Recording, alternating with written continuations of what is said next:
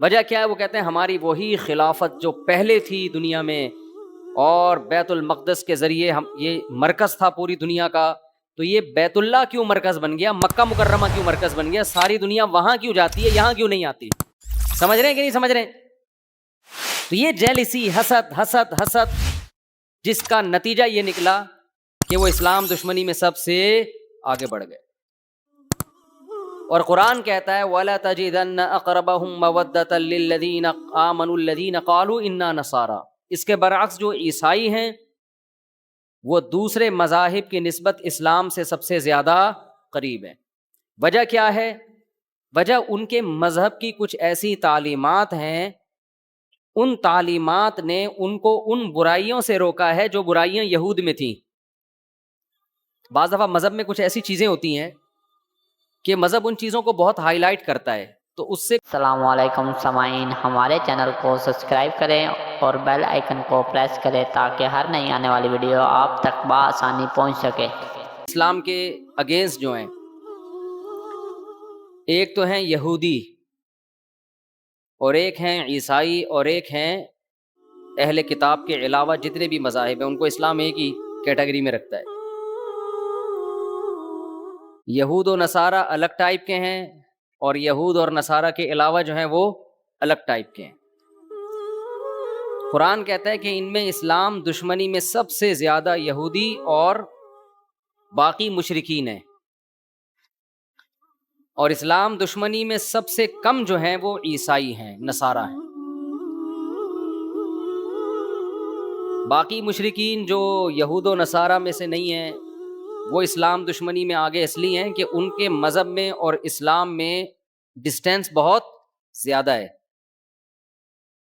ہزاروں خداؤں کو مانتے ہیں، ہزاروں بتوں کو مانتے ہیں۔ اسلام دعوت دیتا ہے ایک خدا کی، پیغمبروں کو مانتے ہی نہیں ہے، کسی بھی پیغمبر کو نہیں مانتے۔ یہود و نصارہ جو ہیں یہ اسلام کے قریب ہیں، اس لیے کہ یہ پیغمبروں کے سلسلوں کو، آسمانی کتابوں کو، حلال و حرام کے کانسیپٹ کو بھی مانتے ہیں۔ یہ جنت جہنم کا بالکل وہی کانسیپٹ ہے جو ہمارا ہے۔ ان کی کتابوں میں بھی جہنم کے بارے میں وہی کچھ لکھا ہے جو ہماری آسمانی کتابوں میں لکھا ہے، جنت کے بارے میں وہی کچھ ہے جو قرآن میں لکھا ہوا ہے۔ جتنے تاریخی واقعات قرآن بیان کرتا ہے، قوم عاد کے، قوم سمود کے، قوم نوح کے، اور فرعون کے، یوسف علیہ السلام کے، یہ سارے واقعات ان کی کتابوں میں بھی ہیں، اور وہ نام بھی آپ کو ملیں گے۔ آپ نے انگریزوں میں دیکھا ہوگا ڈیوڈ، جوزف اور جیکب۔ یعقوب علیہ السلام کو کیا کہتے ہیں یہ لوگ؟ جیکب، اور سولمن، اور اس طرح کے نام جو ہے نا، کنگ سولمن۔ لیکن ہندوؤں میں آپ کو، سکھوں میں آپ کو ایسے نام نہیں ملیں گے۔ تو ہونا یہ چاہیے تھا کہ یہود اور عیسائی اسلام کے سب سے قریب ہوتے ہیں، لیکن قرآن نے کہا ان میں یہودی سب سے بڑے دشمن ہیں مشرکین کے ساتھ۔ وجہ کیا ہے؟ وجہ ہے یہودیوں کی جیلسی، کیونکہ اللہ تعالیٰ نے اہل یہود کو نوازا بہت تھا۔ کل جو ہم نے سورت پڑھی تھی اس میں موسیٰ علیہ السلام نے ذکر کیا اذ جعل فیکم انبیاء وجعلکم ملوکا، اے میری قوم اللہ کی اس نعمت کو یاد کرو، اس نے تمہارے اندر پیغمبر پیدا کیے اور تمہیں زمین میں بادشاہ بنایا، ملوک، بادشاہ بھی تمہیں میں ہوا کرتے تھے۔ وَآتَاكُمْ مَا لَمْ يُؤْتِ أَحَدًا مِّنَ الْعَالَمِينَ، تمہیں وہ کچھ دیا جو جہان میں کسی اور کو نہیں دیا۔ علم بھی ان کے پاس، دین کا علم بھی، دنیا کا علم بھی، لیکن انہوں نے، ان کے اندر ایک تکبر پیدا ہو گیا۔ یہ کہنے لگے کہ قوم پرستی پیدا ہو گئی، یہ سمجھنے لگے کہ ہمیں جو اللہ نے اتنا نوازا ہے ہماری قومیت کی بیس پہ، حالانکہ اللہ نے نوازا تھا عمل کی بیس پہ۔ عمل چھوٹ گیا، اب یہ دعوے کہ ہم چونکہ یہود ہیں ہم جنت میں جائیں گے، ہم تو اللہ کے معاذ اللہ بیٹوں کی طرح ہیں۔ قرآن نے کہا کہ یہ تمہارے دعوے تمہارے خود ساختہ ہیں، تم نے پیغمبروں کا انکار کیا، پیغمبروں کو قتل کیا، خاص طور پر عیسیٰ ابن مریم کے ساتھ جو کچھ تم نے کیا، پھر تم نے محمد صلی اللہ علیہ وسلم کا انکار کیا۔ تو یہ اس خوش فہمی میں مت رہو کہ اللہ تمہارے ساتھ اب وہی معاملہ کرے گا جو پہلے کیا کرتا تھا۔ تو ان کو جیلسی ہوئی کہ ایک امی پیغمبر جو نہ لکھنا جانتے ہیں نہ پڑھنا جانتے ہیں، وہ قوم جو جاہل قوم تھی، عرب تو جاہل لوگ تھے، ان کو ہم اپنا باپ کیسے بنا لیں، سمجھ رہے ہیں؟ ان کو ہم اپنا امام کیسے بنا لیں. کل تک تو وہ ہم سے پوچھا کرتے تھے. اس حسد کی آگ میں بھڑکنے کی وجہ سے انہوں نے اسلام دشمنی میں سب سے زیادہ پہل کی ہے. تبھی آج دیکھیں نا کہ فلسطین پر قبضے کا دعویٰ اور حقدار عیسائی اپنے آپ کو نہیں کہتے، حالانکہ عیسائیوں کی بھی حکومتیں رہی ہیں. حضرت عیسیٰ علیہ السلام، حضرت مریم، یہ پوری تاریخ بیت المقدس کی وابستہ ہے عیسائیوں کے ساتھ. لیکن کوشش میں کون لگا ہوا ہے؟ یہودی. وجہ کیا ہے؟ وہ کہتے ہیں ہماری وہی خلافت جو پہلے تھی دنیا میں اور بیت المقدس کے ذریعے ہم یہ مرکز تھا پوری دنیا کا، تو یہ بیت اللہ کیوں مرکز بن گیا، مکہ مکرمہ کیوں مرکز بن گیا، ساری دنیا وہاں کیوں جاتی ہے، یہاں کیوں نہیں آتی. سمجھ رہے ہیں کہ نہیں سمجھ رہے ہیں؟ تو یہ جیلسی، حسد حسد حسد، جس کا نتیجہ یہ نکلا کہ وہ اسلام دشمنی میں سب سے آگے بڑھ گئے. اور قرآن کہتا ہے وَلَا تَجِدَنَّ أَقْرَبَهُمْ مَوَدَّةً لِّلَّذِينَ آمَنُوا الَّذِينَ قَالُوا إِنَّا نَصَارَىٰ. اس کے برعکس جو عیسائی ہیں وہ دوسرے مذاہب کی نسبت اسلام سے سب سے زیادہ قریب ہیں. وجہ کیا ہے؟ وجہ ان کے مذہب کی کچھ ایسی تعلیمات ہیں، ان تعلیمات نے ان کو ان برائیوں سے روکا ہے جو برائیاں یہود میں تھیں. بعض دفعہ مذہب میں کچھ ایسی چیزیں ہوتی ہیں کہ مذہب ان چیزوں کو بہت ہائی لائٹ کرتا ہے، تو اس سے کچھ خیر کی چیزیں آپ کے اندر رہ جاتی ہیں، غلط ہو کے بھی رہ جاتی ہیں. وہ چیزیں کیا ہیں؟ بِأَنَّ مِنْهُمْ قِسِّيسِينَ وَرُهْبَانًا. عیسائیوں نے نا ایک چیز خود سے ایجاد کی تھی اپنے مذہب میں، رہبانیت، دنیا سے بے رغبتی. جو جتنا زیادہ دنیا سے دور بھاگے گا اتنا ہی نیک ہوگا. اب یہ ابتدعوها، قرآن کہتا ہے خود گھڑا انہوں نے یہ فلسفہ، غلط تھا. لیکن بہرحال اس کا ایک فائدہ یہ ہوا کہ جب انسان کے دل میں دنیا کی لالچ ختم ہو جاتی ہے تو اس کے لیے حق کو قبول کرنا آسان ہو جاتا ہے، کیونکہ وہ ذہنی طور پر اس کے لیے تیار ہے پہلے سے. ہمارے والد صاحب ایک واقعہ بیان کرتے تھے کہ ہندوستان میں ایک پنڈت تھا یا کوئی ہندوؤں کا کوئی بڑا تھا، وہ عجیب عجیب کمالات دکھاتا تھا نا، شعبدے، یہ کر دیا، یوں کر دیا، ایسے میز کو اوپر اٹھا لیا، ہوتے نا شعبدے. مسمرزم کا بڑا وہ ہیپناٹائز ہوتا ہے، ایک مسمرزم ہوتا ہے، دماغ پہ قبضہ کر لیتے ہیں. تو ایک بزرگ گئے اس کے پاس اور ان سے بولا کہ یار یہ تیرے اندر یہ کمال کیسے پیدا ہوا ہے؟ تو چیزوں پہ توجہ مرکوز کرتا ہے، وہ چیز اٹھا لیتا ہے، ٹھیک ہے نا. تو اس نے کہا کہ میں نے نا زندگی بھر اس کی کوشش کی ہے کہ اپنی خواہشات کے میں اگینسٹ چلاؤں، ہمیشہ میرا جو دل چاہتا ہے میں اس کے خلاف کرتا ہوں. یہ قوت ارادی مضبوط ہو جاتی ہے نا اس سے، جو میرا دل چاہے گا میں اس کے خلاف کروں، اس سے انسان کی قوت ارادی مضبوط ہوتی ہے. تو اس کا مجھے یہ فائدہ ہوا ہے کہ اس طرح جب میں کسی چیز پہ توجہ ڈالتا ہوں تو میرے ارادے کے ذریعے نا اس پہ کوئی ریز نکلتی ہوں گی. اب سائنٹیفک اس کی کیا حقیقت ہے تو اللہ ہی جانے. تو یہ میرے اندر ایک کمال پیدا ہو گیا، میں اپنی توجہ کے ذریعے ایسے چیزوں کو ہلا دیتا ہوں. ان بزرگ نے کہا اچھا تو یہ بات بتا، تو نے ہمیشہ اپنی خواہشات کی مخالفت کی؟ اس نے کہا ہاں. اس نے کہا تیرا دل چاہتا ہے اسلام قبول کرنے کا؟ اس نے کہا نہیں. انہوں نے کہا مخالفت کر رہا اپنی خواہش کی. ٹھیک ہے، اب کیا کر؟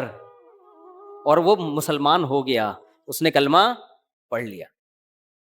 تو اب اس کے اندر ایک خاصیت بہرحال پیدا ہو گئی تھی نا کہ آپ جب اپنی خواہشات کے خلاف چلتے ہیں تو جہاں اس کے نقصانات ہوتے ہیں وہاں ایک کوالٹی بھی تو پیدا ہوتی ہے نا. اسلام آپ کو خامخواہ میں اپنی خواہشات کے خلاف چلنے کے لیے نہیں کہتا. اسلام کہتا ہے ناجائز خواہشات چھوڑ دو، جائز کو پورا کرو. لیکن خواہشات کے اگینسٹ چلنے سے بہرحال ایک آپ کے اندر کمال پیدا ہوتا ہے، آپ کی قوت ارادی مضبوط ہوتی ہے. جو اپنے خواہشات کے غلام بنے ہوئے ہوتے ہیں ان سے دنیا میں کوئی بھی کام، ان سے 20 رکعت تراویح نہیں پڑھی جاتی، وہ گن رہے ہوتے ہیں ہر 2 رکعت، یار ہوگا کیا، کتنا ٹائم اور لگے گا. تو عیسائیوں میں کیا کمال تھا کہ رہبانیت. تو قرآن کہتا ہے اس رہبانیت کی وجہ سے ان کے دل نرم. عیسائیوں کی بھی اسلام سے بڑی بڑی دشمنیاں ہوئی ہیں، بڑی بڑی لڑائیاں ہوئی ہیں، لیکن ایک من حیث القوم، ایک قومی سطح پہ قرآن بیان کر رہا ہے کہ دوسری قوموں کے نسبت یہ مذہب اسلام کے زیادہ قریب ہے. ایک وجہ تو یہ. دوسری وجہ یہ بھی قریب ہونے کی کہ عیسائی حضرت عیسیٰ سے پہلے کے تمام پیغمبروں پر ایمان رکھتے ہیں، صرف ایک نبی کا انکار کرتے ہیں، محمد صلی اللہ علیہ وسلم. اور یہودی حضرت عیسیٰ کے بھی منکر اور نبی کے بھی منکر. تو ان کا جرم عیسائیوں سے زیادہ ہے، تو اس لیے بھی وہ حق کے زیادہ قریب ہیں عیسائی جو ہے. اور آج پوری اچھا جو مکاریاں چالاکیاں یہودیوں نے کی ہیں وہ عیسائیوں میں نہیں ہیں، وہ عیسائیوں میں نہیں ہیں. ہٹلر نے عیسائیوں کو نہیں زیادہ چھیڑا تھا، وہ تو خود بھی عیسائی تھا. اس نے دشمنی کس سے کی تھی؟ یہودیوں سے. اس کا یہ نظریہ تھا کہ یہ فساد کی جڑ ہے. پھر کہتے ہیں اس نے کچھ یہودی چھوڑ دیے، اس لیے چھوڑ دیے کہ دوبارہ یہ فساد کریں گے تو لوگ پھر مجھے کہیں گے اس نے صحیح کیا تھا. یہ اس کی رائے تھی، میں نہیں کہہ رہا یہ، ٹھیک ہے نا، میں نہیں کہہ رہا یہ، وہ جانے، آپ جانے، ہٹلر جانے. تو عیسائی، اچھا سارے یہودی بھی ایک جیسے نہیں ہوتے، یہ خوب سمجھ لیں. ہم نے بعض یہودی دیکھے ہیں، سنے بھی ہیں ان کے بارے میں، وہ بھی اسلام کو بہت سے مقام پہ سپورٹ کرتے ہیں. سب کو ایک ہی لاٹھی سے کبھی بھی نہیں ہانکنا چاہیے. ہانگ کانگ میں وہاں کے مفتی اعظم سے میری ملاقات ہوئی، انہوں نے کہا کہ یہاں ہمیں یہودی سپورٹ کرتے ہیں، ہم یہودیوں کو سپورٹ کرتے ہیں، کیونکہ آسمانی مذاہب ہے نا، تو یہاں پر یہودی مسلمانوں کا ساتھ دیتے ہیں، واللہ عالم. تو ہر جگہ سب ایک جیسے نہیں ہوتے. تو آپ کو کوئی یہودی نظر آیا تو آپ نے فوراً قرآن کی آیت پڑھ کے اس کا سر ڈنڈے سے کوٹ دیا کہ اسلام، ضروری نہیں ہے کہ وہ بھی اسلام دشمن ہو. بلکہ آپ کو میں کمال کی بات بتاؤں کہ اس جب لندن کی یہ جو یو کے ہے، یونائٹڈ کنگڈم، اس کی اسمبلی میں یہودیوں نے یہ آواز اٹھائی تھی کہ ہمیں ایک الگ ریاست چاہیے اسرائیل کے نام پہ. تو اس کی سب سے پہلے مخالفت جس نے کی تھی وہ یہودی تھا، اور اس نے اس بیس پر مخالفت کی تھی کہ ہماری 1300 سال ہو گئے مسلمانوں سے اب تک کوئی جنگ نہیں ہوئی ہے. وہ جو نبی کے دور میں ہوئی تھی اس کے بعد سے جنگیں ہماری نہیں ہوئی ہیں، تو ہم خام خواہ میں مسلمان جیسی اتنی بڑی قوم سے کیوں پنگا لے بھائی، ہم بلا وجہ ایک نیا شوشہ چھوڑ دیں. ہم اب تک ہماری مسلمانوں سے کوئی جنگ نہیں ہوئی ہے. اور حقیقت ہے خلافت عثمانیہ نے یہودیوں کو سپورٹ کیا تھا، بچایا تھا. بہت سے ترکی آپ جائیں نا، ہسٹری پڑھیں تو آپ کو پتا چلے گا بہت سے یہودیوں کی پناہ گاہ تھی یہ ترکی. مسلمان ان کو پناہ دیتے تھے، ان کی جانوں کی حفاظت کی ہے، کیونکہ یہ ان سے کوئی پنگا پھڈا چل نہیں رہا تھا مسلمانوں کا. لیکن بہرحال احادیث میں ہے کہ آخری جو مسلمانوں کی سب سے بڑی جنگ ہوگی وہ کس سے ہوگی؟ یہودیوں سے ہوگی. تو وہ پیشگوئی نبی کی پوری ہونی تھی، تو وہ اسرائیل کے نام پہ ایک شوشہ چھوڑ دیا. پھر جو فلسطینیوں پہ ظلم ہوا وغیرہ وغیرہ جو کچھ ہو رہا ہے. تو میں یہ عرض کر رہا تھا کہ عیسائیوں میں دوسری کوالٹی کیا ہے کہ یہ تمام پیغمبروں پر ایمان رکھتے ہیں. ان میں وہ چالاکیاں نہیں تھی جو کس میں تھی؟ یہود میں. یہی وجہ ہے کہ دنیا میں جو سب سے زیادہ مذہب قبول کرنے والی قوم ہے نا اسلام، وہ عیسائی ہیں. میں نے بھی اس کا مشاہدہ کیا ہے، سب سے زیادہ عیسائی لوگ ہیں جو اسلام کو قبول کرتے ہیں. ان میں یہ ریشو دوسرے مذاہب کی نسبت سب سے زیادہ ہے.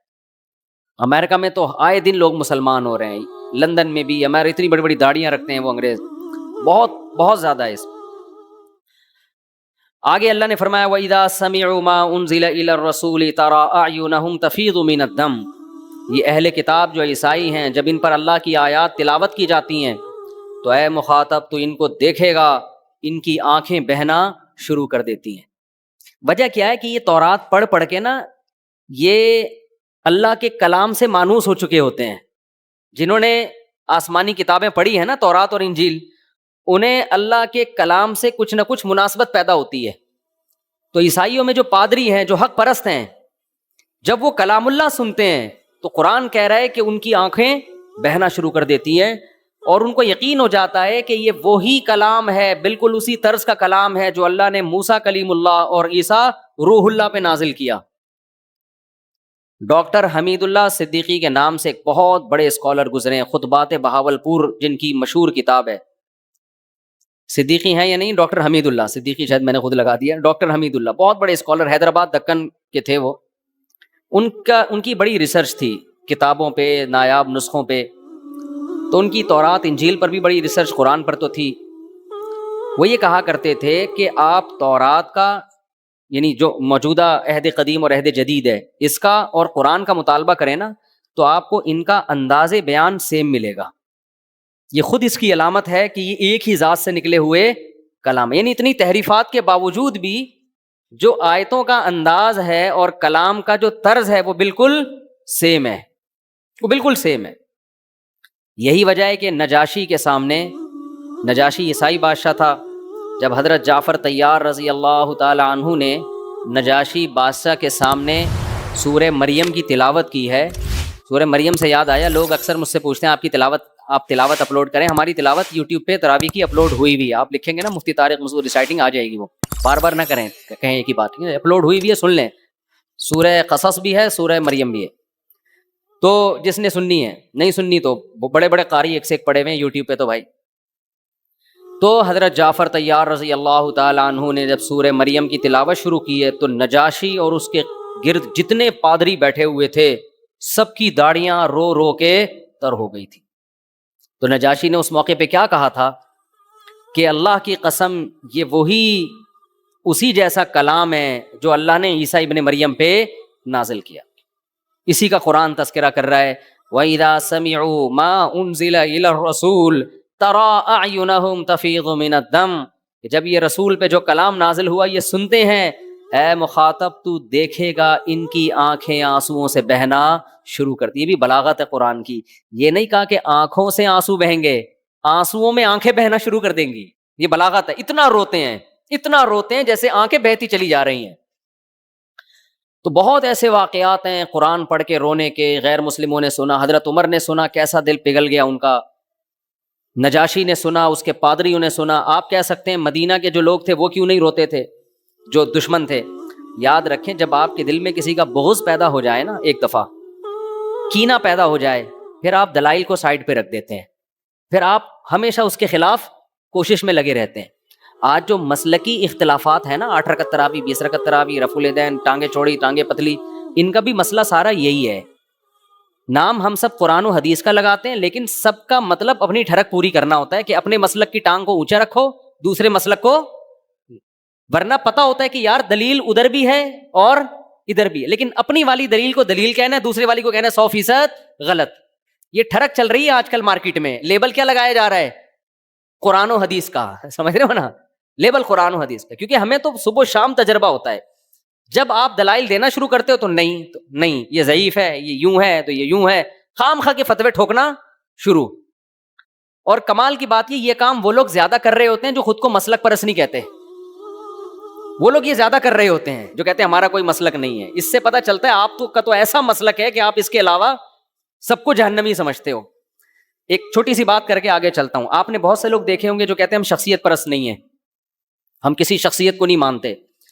99.9% میں نے ایسے لوگوں کو ایسا شخصیت پرست دیکھا ہے کہ آپ کسی صحابی کو برا بلا کہہ دو, ان کو غصہ نہیں آئے گا. ان کے باپ کو آپ ذرا سا برا بلا کہہ کے دیکھو, ان کے منہ سے جھاگ نکلنا شروع ہو جاتا ہے غصے میں. ٹھیک ہے نا. یہ کہتے ہیں کہ حضرت معاویہ پہ بھی اعتراض ہو سکتا ہے, حضرت ابو سفیان پہ بھی ہو سکتا ہے, بڑے بڑے صحابہ حضرت عثمان پہ بھی ہو سکتا ہے, لیکن ہمارے باپ پہ اعتراض نہیں ہو سکتا. سمجھ رہے ہیں, ہمارے باپ کے بارے میں اگر کسی نے بتا دیا نا, روحانی باپ بتا دیا نا کسی نے کہ یہ محترم نے غلطی کی ہے اور یہ 100% غلطی ہے, تو یہ ایسا جھاگ ان کے منہ سے نکلتا ہے نا غصے میں. ان کے کمنٹ سے پتا چلتا ہے کہ یہ لوگ حضرت معاویہ پہ طنز برداشت کر لیں گے, یہ حضرت ابو سفیان پہ, حضرت عثمان پہ, بڑے بڑے صحابہ پہ, لیکن جب ان کے کسی پیر و مرشد کو آپ ذرا چھیڑ کے تو دیکھیں تو ان کے منہ سے کیا جھاگ نکلتا ہے اور کیا غضبناک ہوتے ہیں. ان کے خلاف یہ ایک حرف سننا پسند نہیں کرتے. ہمارے حضرت نے ایک دور میں کتاب لکھی, ایک مشہور شخصیت, انہوں نے صحابہ پہ بڑے اعتراضات کیے تھے. تو اور ان کا جب ان پہ لوگوں نے اعتراضات کیے کہ آپ صحابی رسول پہ اعتراض کر رہے ہیں, تو انہوں نے کہا تنقید سے بالا ذات صرف پیغمبر کی ہے, پیغمبر کے علاوہ ہر ایک پر تنقید ہو سکتی ہے. یہ اصول پیش کیا. تو ہمارے حضرت نے ان کی کتابوں سے ان پہ تنقیدیں شروع کر دی نا, تو ان کے ماتحتوں کو اتنا غصہ آیا, اتنی بوچھاڑ, اور یہ ایسے ہیں تو یہ یوں ہیں تو یہ یوں ہیں. انہوں نے فرمایا کہ تم عجیب لوگ ہو, صحابہ کو تو تم تنقید سے بالا تر نہیں سمجھتے, لیکن جو تمہارے پیر و مرشد, تمہارے امیر پر تنقید کی جاتی ہے تو بجائے ٹھنڈے دل آرام سے سن کے تمیز سے اس کا جواب دو, ایسا نہیں کرتے, ایک دم جھاگ اگلنا شروع. یہ آج کل مارکیٹ میں چل رہا ہے. جماعت المسلمین والے ایک ریٹائر ہو کے یہاں پر آ گئے نا, جماعت المسلمین میں بہت گھومے تھے وہ, پھر انہوں نے چھوڑ دیا جماعت المسلمین کو. میں نے کہا کیوں چھوڑا؟ کہہ رہے ہیں یار یہ ہر وقت امام ابو حنیفہ کے خلاف بولتے ہیں کہ اندھی تقلید, لیکن کہتے ہیں آپ لوگ امام ابو حنیفہ کی ایسی تقلید نہیں کرتے جیسے یہ جماعت کے امیر کی تقلید کرتے ہیں جماعت المسلمین. کہہ رہے ہیں یہ صرف ہوائی باتیں ہوتی ہیں, یہ آپ لوگوں سے بڑے مقلد ہیں. یہ لوگ لیبل لگاتے ہیں کیونکہ ان کے خلاف جب کوئی حدیث پیش کی جائے نا, دلیل پیش کی جائے, تو یہ نہیں سنتے. تو یہ آج کل مارکیٹ میں چل رہا ہے. اس لیے میں آپ کو ایک بات بتا رہا ہوں, یہ تجربوں کے بعد ہے کہ چاروں اماموں کو فالو کرو آپ. کیونکہ پوری امت نے ان کو فالو کیا. ان کی ریسرچ, ان کی تحقیق 1200-1300 سال سے پوری دنیا میں فالو کی گئی ہے. یہ 2-4 لوگوں کی انڈیا, پاکستان, بنگلہ دیش کی بات نہیں ہے. پوری دنیا میں جب سے یہ فقہ مرتب ہوئے ہیں انہی چاروں کو فالو کیا جا رہا ہے.